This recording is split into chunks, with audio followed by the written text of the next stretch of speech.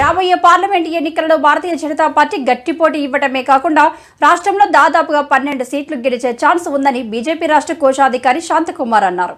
మహబూబ్ నగర్ జిల్లా జడ్చర్ల బీజేపీ కార్యాలయంలో నిర్వహించిన మీడియా సమావేశంలో ఆయన మాట్లాడుతూ మహబూబ్ నగర్, నాగర్ కర్నూలు జిల్లాలో బీజేపీ పోటీలో ఉంటుందని తెలిపారు. మహబూబ్ నగర్ పార్లమెంటు నుండి బీసీ వాదినైన తాను బీజేపీ పార్టీ తరపున నేను పోటీ చేస్తున్నట్లు పేర్కొన్నారు. తనకంటే ముందు చాలా మంది నాయకులు వచ్చారు, పోయారని, వారందరికీ తాను ఎంతో సహకరించానని అన్నారు. అసెంబ్లీ ఎలక్షన్స్ ముందు ప్రధానమంత్రి నరేంద్ర మోడీ, అమిత్ షా ఒక ప్రకటన చేశారని, ఎన్నికల్లో గెలిస్తే బీసీ నాయకుడిని ముఖ్యమంత్రి చేస్తానని మాట ఇవ్వడం జరిగిందని, పార్లమెంట్ ఎలక్షన్స్ లో మహబూబ్ నగర్ లో బీసీ ప్రజలు ఓటు శాతం 60% ఉండగా అందులో తాను బీసీ అభ్యర్థిని కాబట్టి నాకే టికెట్ వస్తుందని ధీమా శాంతకుమార్ వ్యక్తం చేశారు. మహబూబ్ నగర్ పార్లమెంట్ లో 60% బీసీ ఉంది కాబట్టి డీకే అరుణ పెద్ద మనసు చేసుకుని టికెట్ త్యాగం చేసే అవకాశం ఉందని శాంతకుమార్ తెలిపారు. మీకందరికీ తెలుసు, ప్రస్తుతం భారతదేశంలో ఎవరి నోట విన్నా ఒకటే శుభవార్త. శ్రీరాముని దివ్య మందిరం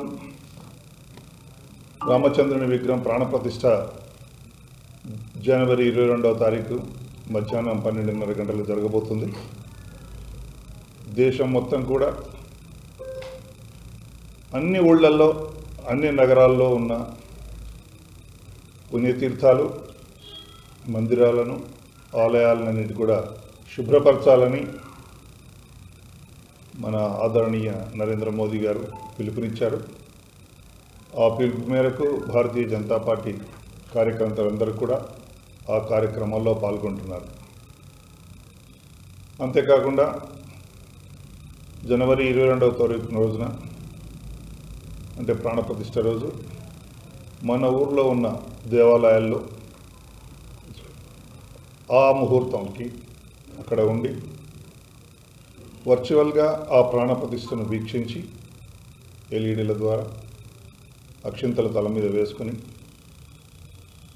ఒక గుళ్ళో సమావేశమై ఆ రోజు రాత్రికి ఇంట్లో అందరూ కూడా తమ ఇళ్లలో 5 దీపాలు వెలిగించి, రామజ్యోతులను వెలిగించి, దీపావళి పండుగలాగా ఘనంగా ప్రపంచంలోని భారతీయులందరూ కూడా ఈ పండుగ జరుపుకోవాలని మన ప్రధానమంత్రి నరేంద్ర మోదీ గారు పిలుపునిచ్చారు.